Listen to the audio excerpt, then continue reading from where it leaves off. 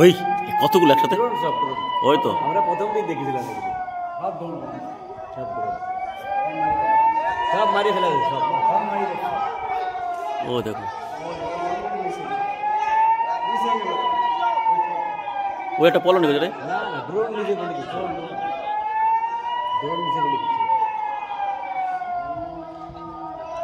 সব কাজ বাজ শুরু করেছি বুঝলি না কোনো ওয়াইফাই নেই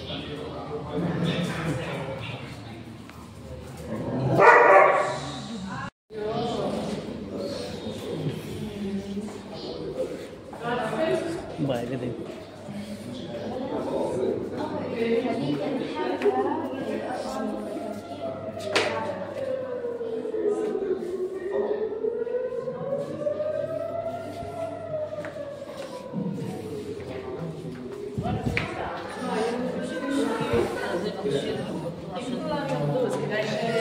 বাইরে তো আটকায় নাই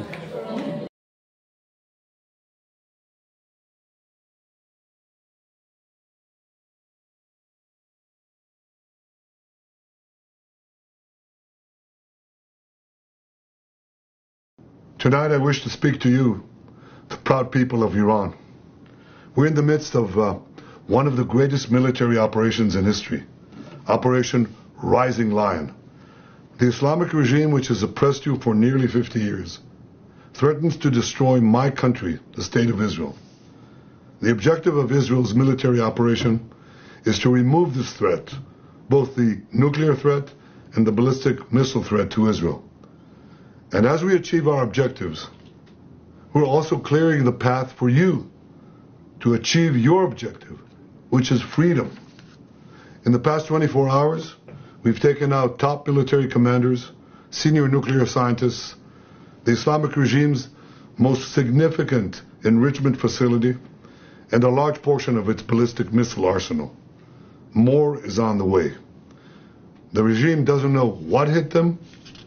They don't know what will hit them. The nation of Iran and the nation of Israel have been true friends since the days of Cyrus the Great. And the time has come for you to unite around your flag and your historic legacy by standing up for your freedom from an evil and oppressive regime. It has never been weaker. This is your opportunity to stand up and let your voices be heard. Woman, life, freedom. Zan, Zandagi, Azadi. As I said yesterday and many times before, Israel's fight is not with you. It's not with you, the brave people of Iran whom we respect and admire. Our fight is with our common enemy, a murderous regime that both oppresses you and impoverishes you. Brave people of Iran, your light will defeat the darkness. I'm with you. The people of Israel are with you.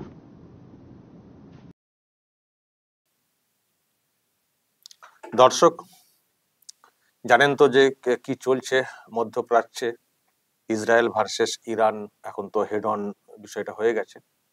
এই যে video, এটা হচ্ছে ইরানের অস্ত্রাগার, ওদের কি সব রয়েছে সেটার একটা ভিডিও করে ওরা আবার ছেড়েছে সোশ্যাল মিডিয়াতে, কি সব রয়েছে। এবং দেখছিলাম একটা পোস্ট করা হয়েছে যে তৃতীয় বিশ্বযুদ্ধের জন্য তৈরি হও, মানে এই টাইপের একটা পোস্ট দেখছিলাম। মানে ওদের কি সব রয়েছে না রয়েছে সেগুলোকে দিয়ে পোস্ট করে মানে কতটা শক্তিশালী ইরান সেটাকে বোঝানোর চেষ্টা হচ্ছে। আর এটা যে একটা বিরাট জায়গায় যেতে চলেছে সেটাও কার্যত ইঙ্গিত দেওয়া হচ্ছে। তো পরিস্থিতি এখন যেদিকে যাচ্ছে, যেভাবে মানে হেড অন শুরু হয়ে গেছে, আগে তো ইসরায়েল আঘাতটা করেছে। ইসরায়েলের যে বক্তব্য সেটা হচ্ছে যে ইরান পারমাণবিক সব বোমা টমা তৈরি করছে, যেটা খুবই থ্রেট, এটাকে মানা যায় না। তো সেই জন্য তারা আক্রমণ করেছে। ওখানে শুনছিলেন ওখানকার যিনি প্রধানমন্ত্রী রয়েছেন তার বক্তব্য। তো আমরা সায়েন্টিস্টকে মেরেছি, সেনার লোকজনদেরকে মেরেছি, এবং ঘাঁটি, পারমাণবিক যে বোমা তৈরির যে ঘাঁটি, সেখানে আমরা আঘাত করছি, যেটা বলার চেষ্টা হচ্ছে। কালকেও সেই বক্তব্য এসেছিল। তো পাল্টা প্রত্যাঘাত কিন্তু ইরান করেছে। এটা হচ্ছে প্রত্যাঘাতের ভিডিও সোশ্যাল মিডিয়াতে এসছে। মানে ইসরায়েল যে আঘাতটা করেছে তার মানে পাল্টা প্রত্যাঘাত ইরানও কিন্তু করতে শুরু করেছে। দুই দেশের মধ্যে দূরত্ব কিন্তু অনেক। আমি তো আগেই দর্শক আপনাদেরকে দেখিয়েছি, দুটো দেশের মধ্যে দূরত্ব প্রায় মানে 1,500 কিলোমিটার ডিস্টেন্স। অন্য দেশের উপর দিয়ে এসে আকাশ পথ ব্যবহার করে আক্রমণ করতে হয়। দেখতে পাচ্ছেন কোথায় ইসরায়েল, কোথায় ইরান, মাঝখানে ইরাক রয়েছে, সাইডে আরো অন্যান্য দেশ রয়েছে। কিন্তু ইরানও সেই ডিস্টেন্স কভার করে তারা কিন্তু প্রত্যাঘাত করেছে। আর ইসরায়েলের এয়ার ডিফেন্স খুব ভালো, খুব স্ট্রং, কিন্তু এত সংখ্যাতে পাঠানো হচ্ছে একসঙ্গে এত ড্রোন টাইপ মিসাইল বা এইসব এমনি মিসাইল, এবং একসঙ্গে এত পাঠানো হচ্ছে, সব কটাকে তো আটকানো যাচ্ছে না, কিছু তো এদিক ওদিক হয়ে যাচ্ছে। তো কিছু আঘাত ইসরায়েলে হয়েছে, মানুষও মারা গেছেন, এমনটাই আমরা জানতে পারছি। তেল আভিভ যে শহর রয়েছে, জেরুজালেম রয়েছে, এইসব এলাকাতে অ্যাটাক হয়েছে। তো তাতে কিছু ক্ষয়ক্ষতি ইসরায়েলের হয়েছে, কিন্তু অনেকটাই প্রতিহত করতে পেরেছে, তেমনটাই দাবি করছে ইসরায়েল। কিন্তু ইসরায়েলও যে থেমে আছে তা না, তারাও কিন্তু পাল্টা করছে। ইসরায়েল যেটা বলার চেষ্টা করছে যে আমরা যে এই অপারেশন রাইজিং লায়ন যেটা চালু করেছি, এটা আমরা এখনই বন্ধ করব না, এটা তখনই বন্ধ হবে যখন ইরান তার পারমাণবিক শক্তি যে কাজটা তারা করতে চাইছে সেটা যখন তারা বন্ধ করবে। আর সেই সঙ্গে আপনারা শুনলেন আচ্ছা এখানে দেখুন বাঙালি এবং একটা ড্রোনের ভিডিও শুনলেন, বাঙালি আওয়াজ আসছিল, মানে বাঙালি ওখানে অনেকে রয়েছেন। তো এনারা দেখুন শেল্টারে রয়েছেন বাঙালি, মানে ওখানে কিছু আন্ডারগ্রাউন্ড শেল্টার রয়েছে, মানে এটা কিন্তু ইসরায়েলের ভিডিও। আন্ডারগ্রাউন্ড শেল্টার রয়েছে, সেখানেও রাতে মানুষ ঢুকে পড়ছেন, পরিবারকে নিয়ে দেখতে পাচ্ছি, বাচ্চাদেরকে নিয়েও চলে এসছেন। আর যারা এখান থেকে গেছেন কর্মসূত্রে, যারা ওখানে আছেন, তারাও শেল্টারে চলে আসছেন। এগুলো সব আন্ডারগ্রাউন্ড শেল্টার বা অনেকটাই সেফটি মেজার্স ওইসব জায়গাতে আছে, খুব স্ট্রং মানে জায়গাগুলো। তো সেখানে হাই অ্যালার্ট জারি হতেই তারা সব এখানে ঢুকে পড়েন। তো এটা গত রাতের সব ভিডিও এসছে, যারা বাঙালি ওখানে আছেন তারাই আমাকে পাঠিয়েছেন এই ভিডিও। আর যেগুলো আসছে ওখান থেকে সেগুলোকে প্রতিহত করা যে কথাটা বলছি, সেটারও কিছু ভিডিও সামনে এসছে দর্শক, সোশ্যাল মিডিয়াতে এগুলো ঘুরছে।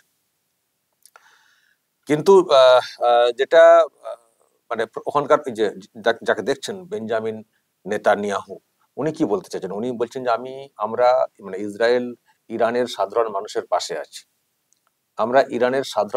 পাশে আছি, তাদের সঙ্গে আমাদের ভালো সম্পর্ক থাকবে, কিন্তু তাদেরকে স্বাধীন হতে হবে, মানে যে শাসনটা ওখানে চলছে তার বিরুদ্ধে তাদেরকেই গর্জে উঠতে হবে, এটাই আর কি বলার চেষ্টা হচ্ছে। সাধারণ মানুষ যারা, তারা আমাদের টার্গেট না, টার্গেট হচ্ছে যারা ওখানে যারা শাসন ক্ষমতাতে আছে এবং তাদের যে কর্মকাণ্ড হচ্ছে তার জন্য তাদের উপরে আমাদের রাগ। সুতরাং ইরানের মানুষদেরকে স্বাধীন হতে হবে তাদের থেকে, তারা যাতে বেরিয়ে আসতে পারে, তাদের প্রতি আমাদের পূর্ণ সমর্থন রয়েছে, সহযোগিতা আছে, থাকবে।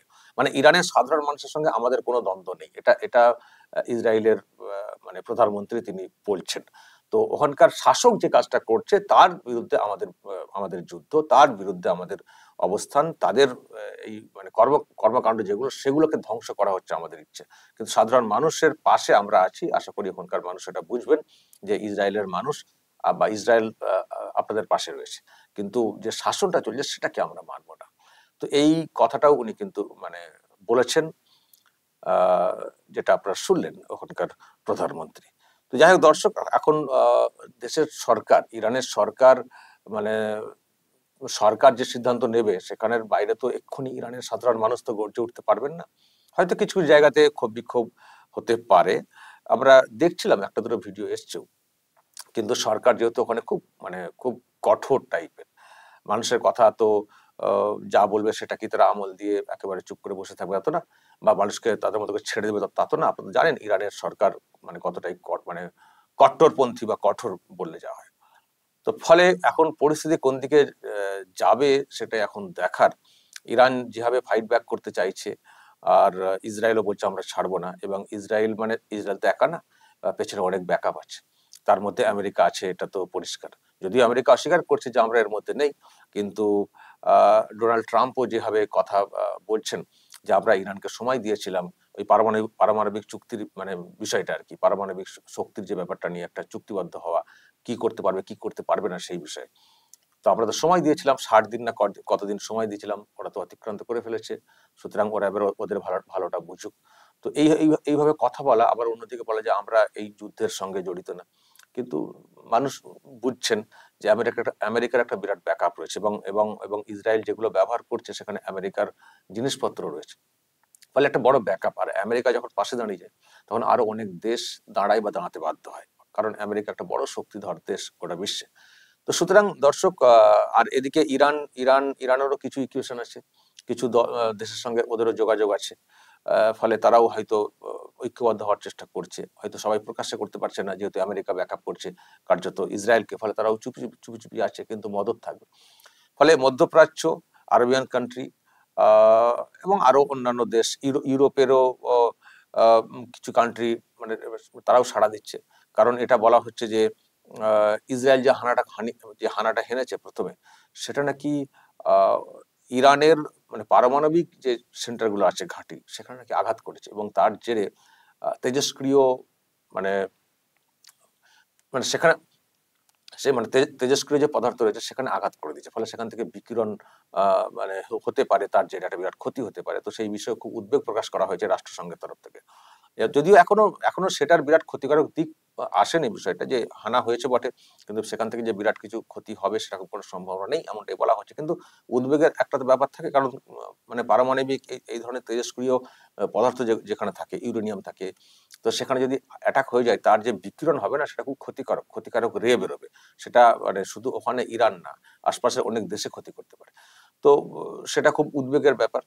তো ফলে এটা নিয়ে মানে ইউরোপের অনেক দেশ তারাও এটার দিকে নজর রাখছে, তারাও কোন দিকে কি যাবে সেটাও একটা মানে পরবর্তী সময়ে ধাপে ধাপে আমরা বুঝতে পারবো।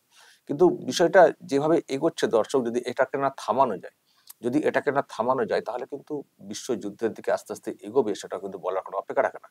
আর এই যে হামলাটা হয়েছে ইরানে, আপনারা জানেন যে এরপরে অনেক মানে বাজারে অলরেডি প্রভাব পড়তে শুরু করেছে, শেয়ার বাজারে প্রভাব পড়ে গেছে। মানে এই যে কাঁচা তেল আমদানি, ক্রুড অয়েল বাইকগুলো যেগুলো, তার দাম বেড়ে গেছে। তার তেলের দাম বাড়া মানে বাজারে একটা বিরাট দ্রব্যমূল্য মানে বৃদ্ধি পাবে। ফলে সব মিলিয়ে একটা অন্যরকম অস্থির পরিস্থিতি তৈরি হবে। আর কে কার সঙ্গে থাকবে, কেন থাকবে, সেটা নিয়ে একটা ইকুয়েশনের একটা সমস্যা সেখান থেকে। আর অনেক দেশের সঙ্গে অনেক দেশের খিঁচ রয়েছে, ফলে তারাও এই সুযোগে একে অপরের বিরুদ্ধে লেগে যাবে কিনা, এটাও একটা ব্যাপার রয়েছে। ফলে সব মিলিয়ে এটাকে থামানোটা খুব জরুরি। কারণ যদি বলে যে একেবারে শেষ করে থামবো, ইরানকে পুরোপুরি শেষ করে থামবো, ইরান বলে আমরা ইসরায়েলকে পুরোপুরি শেষ করে থামবো, শেষ তো হবে না। একটা দেশ আরেকটা দেশকে শেষ কি করে করবে? কারণ আরো তো অনেক দেশে তো ব্যাকআপ থাকবে না, ফলে সবাইকে সব শেষ করা তো যাবে না, তার মানে তো বিশ্বযুদ্ধ বেঁধে যাবে।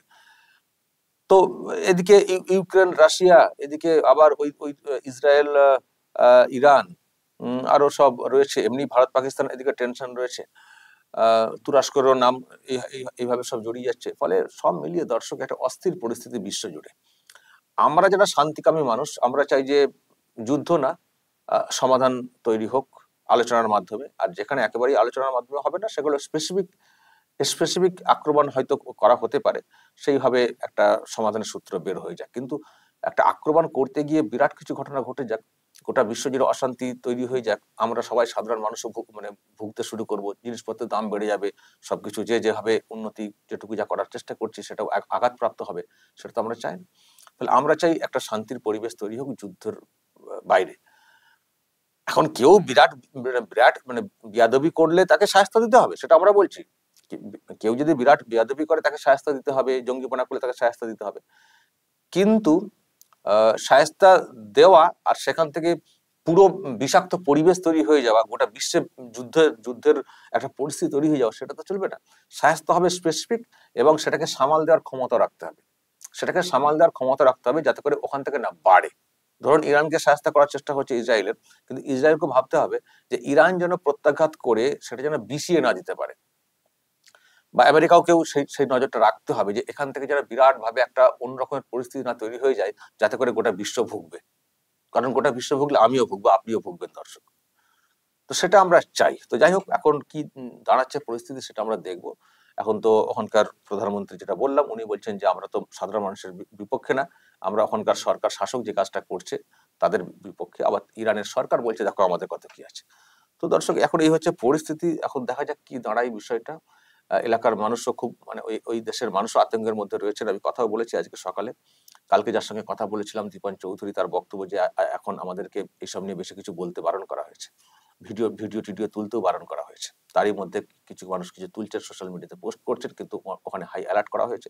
তবে এখনই দেশ ছাড়ার বিষয়ে দূতাবাস কিছু বলেনি, সেই জন্য বাঙালিরা এখনো সেখানে রয়েছেন। কিন্তু কাজকাম সব বন্ধ, দোকানপাট সব বন্ধ, বাজার হাট সব বন্ধ, শেল্টার রয়েছেন, সাইরেন বাজছে মাঝে মধ্যেই, হাই অ্যালার্ট জারি হলেই আন্ডারগ্রাউন্ডে শেল্টারে চলে যেতে হচ্ছে। এই হচ্ছে পরিস্থিতি। এখন পরিস্থিতি কবে নর্মাল হয় সেটা এখন দেখার।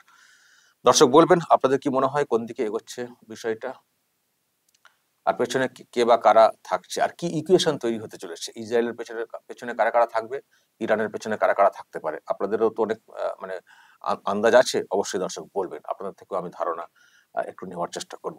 যা বলার বলবেন কমেন্ট বক্সে, নজর রাখবেন আরামবাগ টিভিতে।